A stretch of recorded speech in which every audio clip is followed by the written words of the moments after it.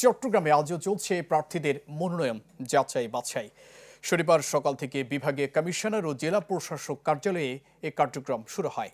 এতে চট্টগ্রাম ৫ আসনে জাতীয় পার্টির আনিসুল ইসলাম মাহমুদ, বিএনপির এস.এম. ফজলুল হক ও শাকিলা ফারজানার মনোনয়নপত্র বাতিল করা হয়। তবে এই আসনে বিএনপির দল মনোনীত প্রার্থী মীর হেলাল উদ্দিনের মনোনয়ন বৈধ ঘোষণা করা হয়। এছাড়া চট্টগ্রাম ৬ আসনে বিএনপির গোলাম আকবর খন্দকার ও গিয়াসউদ্দিন কাদেরের মনোনয়ন বৈধ ঘোষণা করা হয়। চট্টগ্রাম ৭ রাঙ্গুনিয়া আসনেও বৈধ ঘোষণা করা হয় অধিকাংশ প্রার্থীর মনোনয়ন। আমি বিএনপির প্রার্থী হিসেবে দিয়েছি এবং আগামী ২০ তারিখ পর্যন্ত এটা দলের হাইকমান্ডের বিবেচনাধীন থাকবে কাকে মনোনয়ন দেবে। সে আজকের দিনে সেই অপেক্ষায় থাকি। বাংলাদেশ জাতীয়তাবাদী দলের পক্ষে আমার কর্মকাণ্ড, বাংলাদেশ জাতীয়তাবাদী দল আমার দল যে সিদ্ধান্ত গ্রহণ করবে সেই সিদ্ধান্তে আমি অবিচল থাকবো। নতুন এবং ফিরে আসা গ্রাহকদের জন্য নগদে চলছে ক্যাশব্যাক সহ প্রতিদিন হাজারো উপহার জেতার সুযোগ। হবে আশা আর ফেরা, সারপ্রাইজ সেরা। দর্শককে বিষয়ে আরও জানাতে আমাদের সাথে যুক্ত হচ্ছেন সহকর্মী ইবেন মীর। ইবেন,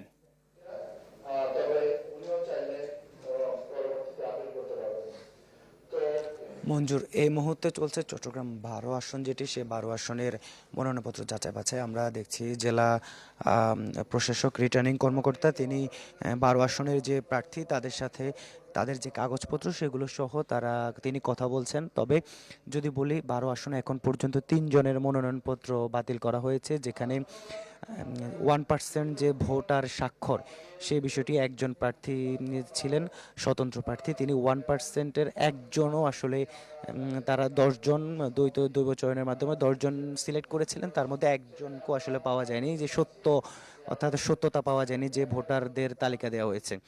একইভাবে কিন্তু আমরা এখানে ৬, ৭ দুটি আসন, সেখানে ৬ আসনে একজন প্রার্থীরও মনোনয়নপত্র বাতিল হয়নি, সবারই বৈধ ঘোষণা করা হয়েছে। এছাড়া ৭ আসন যেটি সেখানে কয়েকজনের মনোনয়নপত্র বাতিল করা হয়েছে। তবে হেভিওয়েট যে প্রার্থীগুলো অর্থাৎ বিএনপি জামাতের যে প্রার্থী, দুটি দলেরই সব আসনে প্রার্থীদের মনোনয়নপত্র বৈধ ঘোষণা করা হয়েছে। তবে ৭ আসনে বিএনপির ২ জন প্রার্থীরই মনোনয়নপত্র বৈধ ঘোষণা করা হয়েছে। সেটি আবার যেদিন মনোনয়নপত্র প্রত্যাহারের শেষ দিন সেদিন একজন রাখা হবে, আরেকজনকে অবৈধ ঘোষণা করা হবে যদি তিনি প্রত্যাহার না করে নেন। এছাড়া চট্টগ্রাম ৪ এবং ৫ এই দুটি আসনের মধ্যে যেমনটি বলছিলেন যে আপনিও জানাচ্ছিলেন, ৫ আসনে কিন্তু সবচেয়ে বেশি আসলে প্রার্থী বাতিল হয়েছে। সেখানে আমরা দেখেছি আনিসুল ইসলাম মাহমুদ, তার মনোনয়নপত্র বাতিল করা হয়েছে। সেখানে তার যে স্বাক্ষর, সে স্বাক্ষর মিল না থাকা, পাশাপাশি তার যে প্রস্তাবকারী তিনি এখানে উপস্থিত না থাকা, বিভাগীয় কমিশনার কার্যালয়ে তিনি উপস্থিত থাকেননি আজকে।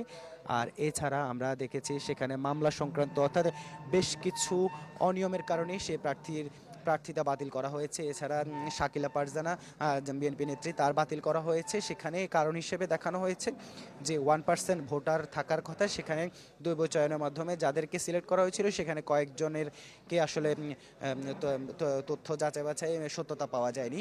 আর এছাড়া এস.এম. ফজলুল হক, তারও মনোনয়নপত্র বাতিল করা হয়েছে। আর আজকের মতো মনোনয়নপত্র যাচাই বাছাই কিন্তু শেষ হয়েছে চট্টগ্রামে।